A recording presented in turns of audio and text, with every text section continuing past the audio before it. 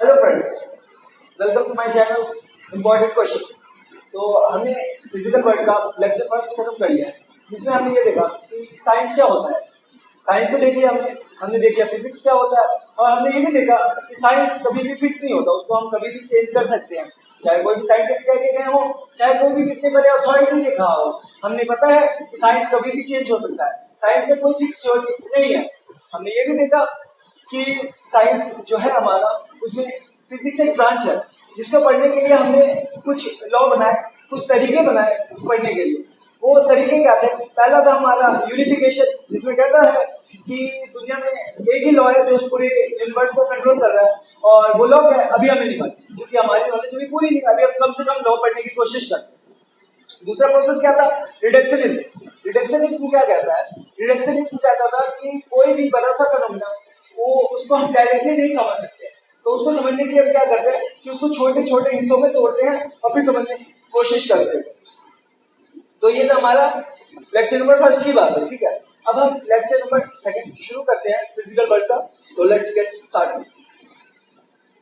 तो सबसे पहली बात आज हम करेंगे कि फिजिक्स किन किन चीजों पे डील करती है। फिजिक्स की बात करने का जो नजरिया है वो कहाँ कहाँ का स्कोप है जिसको बातें करेगा। तो फिजिक्स को ही देखो तो फिजिक्स बेसिकली हर एक जगह बात करेगी। फिजिक्स सबसे छोटे लेवल पे जाके एटम की बात करेगी, और सबसे बड़े लेवल पे जाके यूनिवर्स की भी बात करेगी। फिजिक्स की कोई फिक्स वैल्यू नहीं है कि हम एक फाइनाइट साइज के लिए बात करें। जैसे कि हमारे इसको दो हिस्सों, दो डोमेन बांटा गया है इसी चीज को। पहला डोमेन जो है वो बड़ी चीजों से डील करता है, जिसको कहते हैं मैक्रोस्कोपिक, ठीक है। Macroscopic domain includes phenomena at the laboratory, terrestrial and astronomical scale. ये सब बातें जो है वो मैक्रोस्कोपिक की है। और जो हमारी क्लासिकल फिजिक्स है, जिसको हम क्लासिकल फिजिक्स कहते हैं, जो न्यूटन ने दी थी उसको हम क्लासिकल फिजिक्स कहते हैं। जो डेली लाइफ में यूज होती है वो हमारी क्लासिकल फिजिक्स है, जैसे भागना, दौड़ना, बारिश का होना, हीट का आना, हीट ले जाना, रेफ्रिजरेटर का चलना, ये सब चीजें क्लासिकल फिजिक्स में आती है। फिर एक हमारा माइक्रोस्कोपिक डोमेन है, जो कि क्या है, क्योंकि छोटे एटम के लेवल पे बात करते हैं। एटम, इलेक्ट्रॉन, प्रोटॉन, उससे छोटी क्वार्क्स, इन सब चीजों की बात करेगा। तो वहां पे हम क्या बात करेंगे? माइक्रोस्कोपिक। ओके, ये माइक्रोस्कोपिक डोमेन होगा हमारा, जो हमारे आंखों से नहीं दिखेगा, जो माइक्रोस्कोप से दिखेगा, या फर्दर माइक्रोस्कोप, अलग अलग टाइप के माइक्रोस्कोप से दिखेगा। माइक्रोस्कोपिक वर्ल्ड जो है हमारा, वो तो वहां पे हमारी न्यूटोनियन फिजिक्स या जो हमारी क्लासिकल फिजिक्स है वो एप्लीकेबल नहीं होती। तो उसके लिए क्या है? तो उसके लिए हमने एक नई टाइप की फिजिक्स खोज किया, जिसमें हम क्वांटम मैकेनिक्स कहते हैं, जो वहां पे काफी कुछ बताता है, ठीक है। तो हम माइक्रोस्कोपिक के जितने भी लॉ हैं, जितने भी चीजें हैं, वो सब क्वांटम फिजिक्स से ही हैंडल होते हैं, और जो हमारे माइक्रोस्कोपिक हैं वो हमारे क्लासिकल फिजिक्स से हैंडल होते हैं। तो ये हमारे बेसिकली दो डोमेन है। लेकिन हमारा एक और तीसरा डोमेन अभी हाल फिलहाल में आता है, जिसको हम कहते हैं मीजोस्कोपिक डोमेन, ठीक है। ये ना ही माइक्रोस्कोपिक कितना बड़ा है जिसको हम देख पाए, समझ पाए, ठीक है, और ना ही माइक्रोस्कोपिक कितना छोटा है जिसको हम एक सिंगल एटम तक, ठीक है। ये बीच का है, तकरीबन 1000-2000 एटम मिला के, या 100-150 एटम्स मिला के जो हमारे ग्रुप बनता है, उनको हम कहते हैं मीजोस्कोपिक ग्रुप। और यहाँ पे खास बात यह है कि यहाँ पे मेजॉरिटी में जो लॉ फॉलो होता है वो क्लासिकल फिजिक्स का होता है। फिजिक्स के हमारे तीन पार्ट है, जानते ही हो। एक है हमारा क्लासिकल फिजिक्स, जो डेली लाइफ में, एक है क्वांटम फिजिक्स, जो एटम की बात है, और एक है हमारी स्पेशल थ्योरी ऑफ रिलेटिविटी, जो हमारी आइंस्टाइन ने एक थ्योरी बनाई थी, रिलेटिविटी की थ्योरी।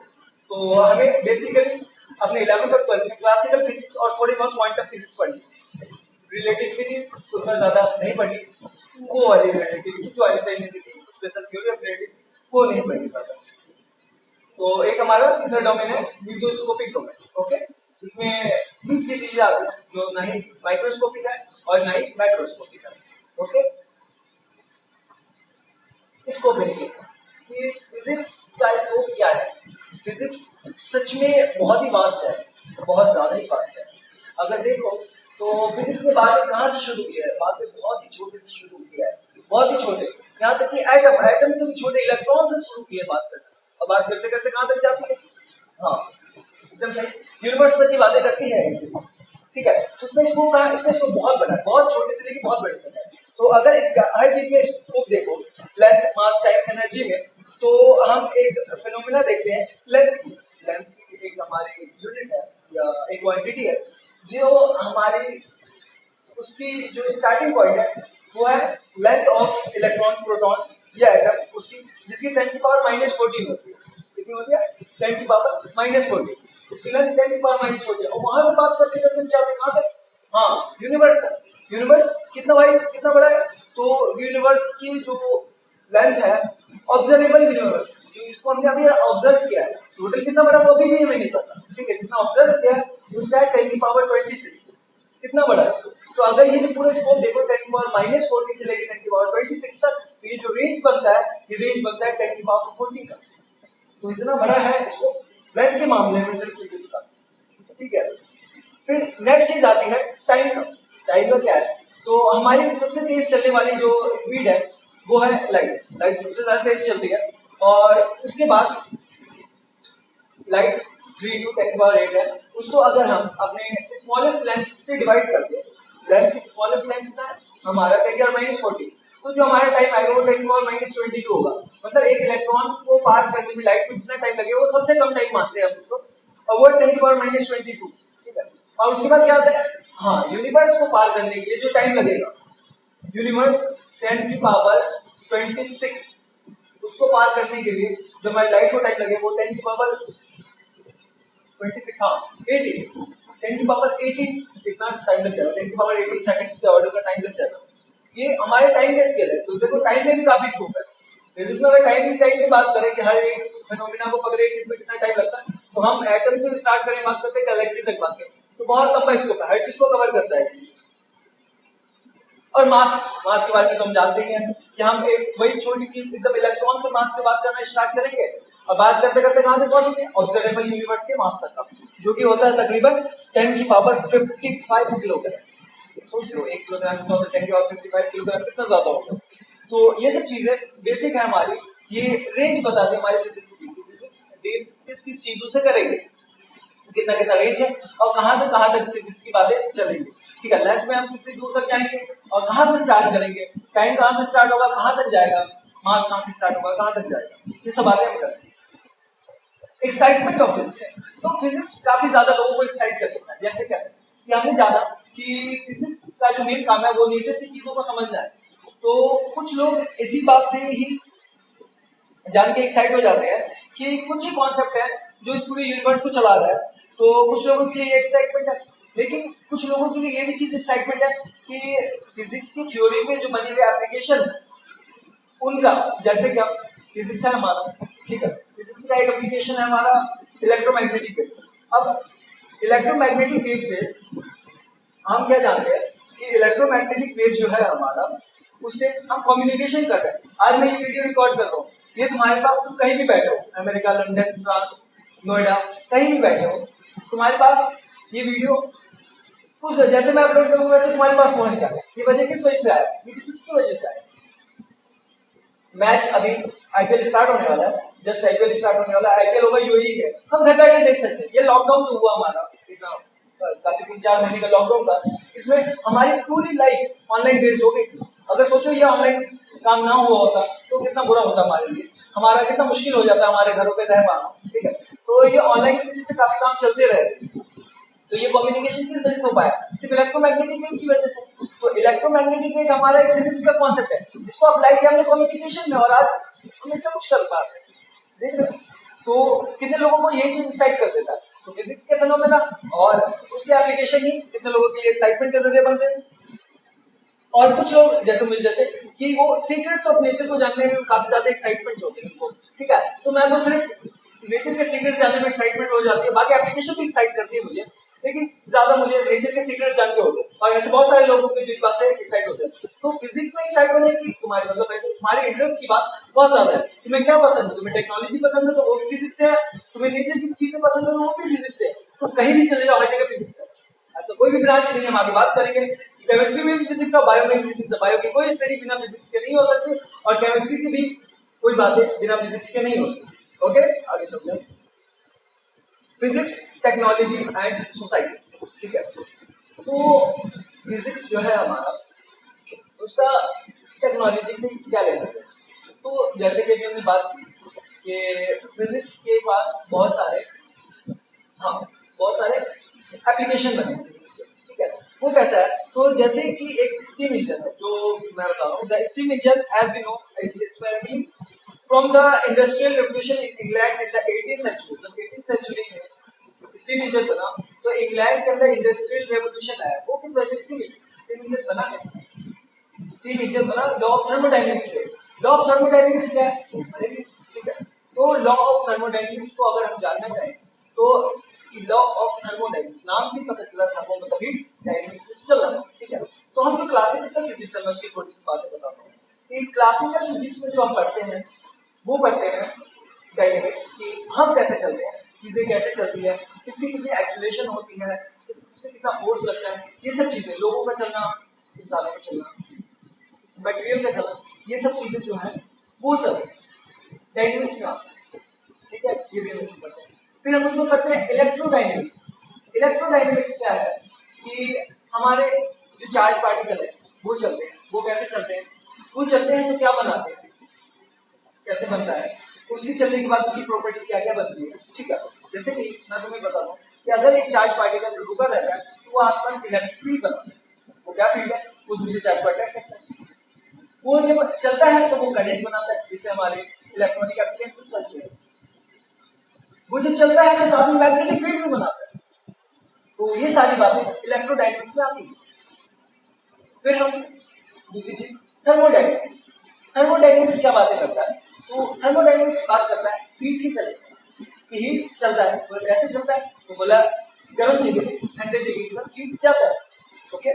तो ये सब बातें, जो ये लॉ था हमारा कि गर्म जगह से ठंडे जगह में हीट जाएगा, तो हीट जब फ्लो कर रहा होता है, तो हम भाई बीच में क्या करते हैं, बीच में उसके एक गैस रखते हैं। जैसे कि मैंने एक गैस रख दिया या पानी रख दिया, पानी क्या हुआ? पानी बॉइल हुआ, ठीक है।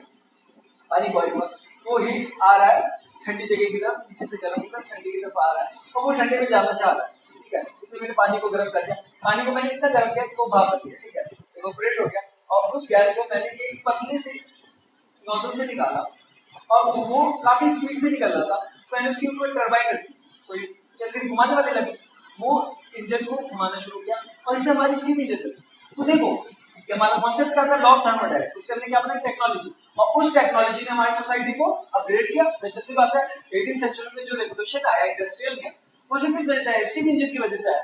और स्टीम इंजन किसने बनाया? फिजिक्स के लॉ ने, ठीक है, ओके। अब इसके बाद the wireless communication technology that following the discovery of basic law of electricity and magnetism in the 19th century. जो हमारी कम्युनिकेशन है, जो हमारे बेसिक लॉ, जो मैंने बताया कि इलेक्ट्रोमैग्नेटिक वेव की बेसिक लॉ पे जो बेस्ड है, उसने मतलब कि हमारी कम्युनिकेशन को इतना फास्ट कर दिया कि विद इन अ सेकंड हम दुनिया के किसी भी कोने से किसी भी कोने में, हाँ, अपना कम्युनिकेट कर सकते हैं आराम से, कोई इशू नहीं है। अब बिल्कुल भी इशू नहीं है। पहले होता था, पहले हमारे कम्युनिकेशन कितना फास्ट होता था, जितना फास्ट कोई फास्टेस्ट एनिमल ट्रैवल करे उतना ही होता था, इससे ज्यादा कोई नहीं है कि जितना फास्ट कोई पर्सन ट्रैवल करे, ठीक है, उसी बेस पे हमारी कम्युनिकेशन उतनी फास्ट हो सकती है। लेकिन अब क्या है कि हमने वो फास्ट ही सबसे किसको पकड़ ली? लाइट सबसे तेज, उसको पकड़ा, उसको काम दिया, वो काम कर क्या था हमारा? बहुत तेज भागता था, ठीक है। तो एक हमारा क्या था प्रिंसिपल? वायरलेस कम्युनिकेशन का। और प्रिंसिपल था हमारे इलेक्ट्रोमैग्नेटिज्म। और बात किसने शुरू की? टेक्नोलॉजी ने। और टेक्नोलॉजी बन के हमारी सोसाइटी को उसने अपग्रेड किया। तो फिजिक्स से हमें टेक्नोलॉजी मिलता है, टेक्नोलॉजी हमारी सोसाइटी को अपग्रेड करता है, ठीक है। तो सबको गैजेट्स पसंद है यार, जो भी फिजिक्स के इन्वेंशन है वो सबको पसंद आते हैं, ठीक है। तो उनके पीछे कोई ना कोई फिजिक्स के प्रिंसिपल लगा ही होता है, ठीक है। अब सबसे बड़ी बात आई कि अंस रदरफोर्ड ने, अंस रदरफोर्ड का नाम सुना होगा, जिन्होंने गोल्डफॉइल एक्सपेरिमेंट किया था, 2009 में पढ़ा था कि अल्फा पार्टिकल स्कैटर करवाए थे उसमें, और क्या बताया था कि बीच का सेंटर में कुछ है, बाकी सब हिस्सा खाली है। तो ऐसी बात है अंस रदरफोर्ड ने कहा था। लेकिन अदर अंस रदरफोर्ड ने एक और काम किया था जिसमें उन्हें सफलता नहीं मिली। वो एटम से एनर्जी निकालना चाहते थे, लेकिन ऐसा कभी कर नहीं पाए। लेकिन कुछ ही सालों बाद उनके 1938 में एक हैंड मेटनर ने एक neutron induced fusion of uranium, मतलब कि न्यूक्लियर फिजन बनाया, ठीक है। और उस थ्योरी ने काफी ज्यादा लोगों को एनर्जी दी, ठीक है। और उसी का काम आज हम लेते हैं। काफी ज्यादा हमारे एनर्जी सोर्सेस हैं जो सिर्फ और सिर्फ न्यूक्लियर फिजन पावर प्लांट में काम करते हैं, ठीक है। तो ये सब चीजें हमारी किसमें बेस्ड है? हाँ बिल्कुल सही, न्यूक्लियर फिजन पे। तो हमने फिजिक्स के प्रिंसिपल लगाए क्या कि न्यूक्लियस को तोड़ो एनर्जी मिलेगी, ठीक है। न्यूक्लियस को तोड़ा कैसे? न्यूट्रॉन मार के तोड़ दिया, यूरेनियम का न्यूक्लियस है, यूरेनियम न्यूट्रॉन मार के तोड़ दिया और उससे जो एनर्जी मिली उसको हम यूज करते हैं। तो आज ये सबसे मेजर सोर्स है हमारे एनर्जी का। क्यों? क्योंकि जो non renewable source of energy है जैसे कोल, पेट्रोलियम, ये आज भी तक खत्म हो जाता है, ठीक है। तो हमें किसी और तरफ अल्टरनेट सोर्स ऑफ एनर्जी पे शिफ्ट होना होगा और ये सबसे बेस्ट है आज के टाइम में हमारे लिए, ठीक है। फिर तुम्हें एक बात और बताओगी कि अभी कुछ टाइम पहले हमारे जो कंप्यूटर्स होते हैं उन्हें सुना होगा तुमने कि पहले जो चार्ल्स बैबेज ने कंप्यूटर बनाया था बहुत बड़ा होता था, बहुत ही बड़ा, ठीक है। तो उसका साइज अब इतना कॉम्पैक्ट क्यों होता चला गया? क्यों? क्योंकि हमने चिप बना लिया। वो चिप क्या है?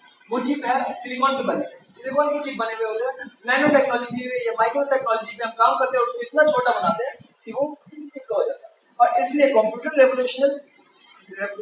में रेवोल्यूशन लाया जब हमारे 20th सेंचुरी में, ठीक है। और last 3 decades of 20th century जो थे वो मेनली चिप और इनपे काम हुआ, सेमीकंडक्टर्स पे काम हुआ, इलेक्ट्रॉनिक डिपार्टमेंट पे काम हुआ और ये सारी चीजें हमें पढ़नी। तो देखो कि फिजिक्स ने हमारे सोसाइटी को कितना ज्यादा अपग्रेड कर दिया है। फिजिक्स की टेक्नोलॉजी, फिजिक्स का ही प्रिंसिपल होता है जो हमारे टेक्नोलॉजी बनाता है और इस टेक्नोलॉजी से हमारी सोसाइटी अपग्रेड होती है। ये बात मैं बता रहा हूँ फिर से, ठीक है। अब इसके बाद हमारे बहुत सारे साइंटिस्ट ने अलग अलग अपना काम दिया है इस फील्ड में कि एप्लीकेशन से क्या क्या उनका कॉन्ट्रीब्यूशन रहा है, तो उनके नेम और वो किस स्टेट से हैं ये हमारे स्क्रीन पे दिख रहा होगा, ठीक है। तो देख लो इसको। ओके, हाँ, कुछ इंडिया से भी है हमारे, हाँ, अच्छा। तो तुम लोगों ने देखा कि कुछ साइंटिस्ट हमारे इंडिया से भी थे और उन लोगों का सबका काफी कंट्रीब्यूशन रहा है इस फिजिक्स, इस सोसाइटी को अपग्रेड करने के लिए। तो आज का सफर हमारा यहीं पे खत्म होता है। आगे के कोर्स के लिए आप इस चैनल को सब्सक्राइब कर सकते हैं और अगर काम पसंद आ रहा है और कुछ कमी है तो आप कमेंट बॉक्स में लिख के भेजें, ठीक है। काम पसंद आ रहा है तो लाइक जरूर करें, ठीक है। और कुछ अगर किसी को प्रैक्टिस के लिए पेपर चाहिए हो वो अपना मेल आईडी मुझे कमेंट बॉक्स में लिख देते, मैं उसको पेपर सेंड करूँगा, ओके। और इसी तरह से बने रहे। Thank you.